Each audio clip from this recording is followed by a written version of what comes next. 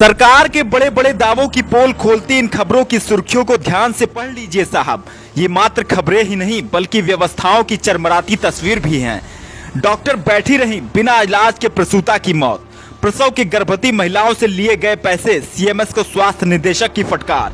महिला अस्पताल में प्रसूता की मौत और फिर जमकर हंगामा। 8 महीने बाद अस्पताल में एक एनेस्थेटिक की नियुक्ति।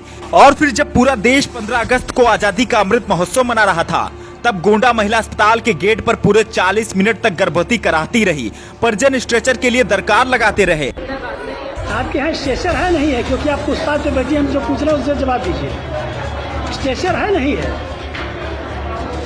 इसका जवाब दीजिए ना। स्ट्रेचर है आपके हॉस्पिटल में नहीं है।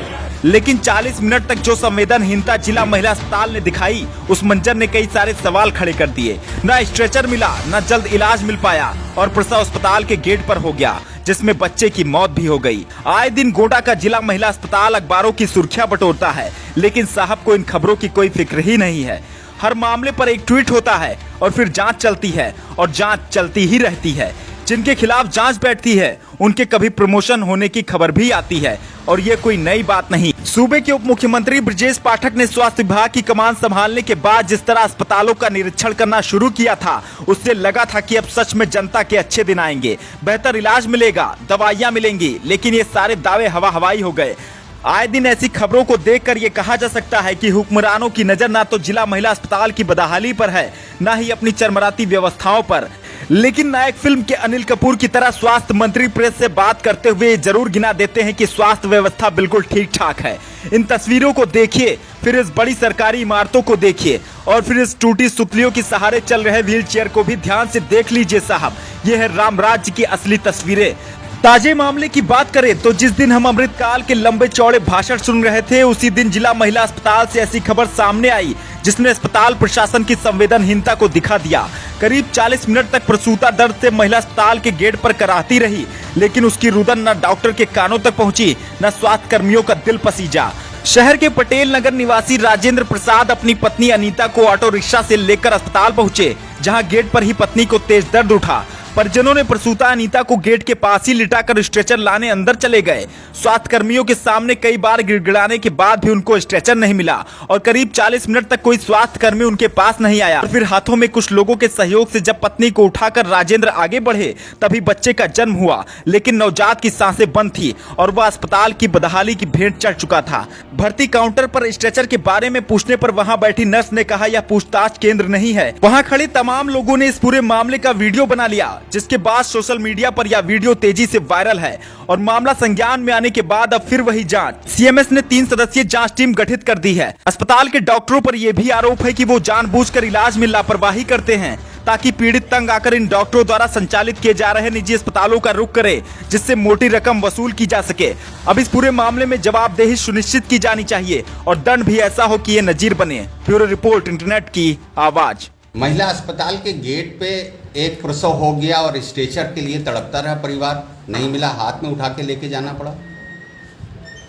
ये तो बहुत गलत बात है। वहाँ इससे संबंधित महिला अस्पताल की जो सीएमएस हैं, अभी उनसे मेरी बात हुई है और मैंने उनसे कहा है कि इसकी आप जांच कमेटी गठित करिए 3 डॉक्टरों की, और मुझे आप कल तक रिपोर्ट दीजिए। जो भी संबंधित हो दोषी, उसके खिलाफ कड़ी से कड़ी कार्रवाई की जाएगी। इतनी संवेदनहीनता बिल्कुल बर्दाश्त नहीं की जाएगी। क्या पता चला है आपको?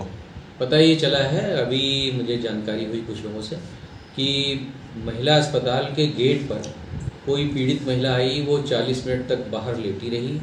इसके बाद व्हील चेयर आई, वहाँ किसी नर्स से पूछा गया कि यहाँ पे स्ट्रेचर है क्या, तो उसने कोई समुचित जवाब नहीं दिया।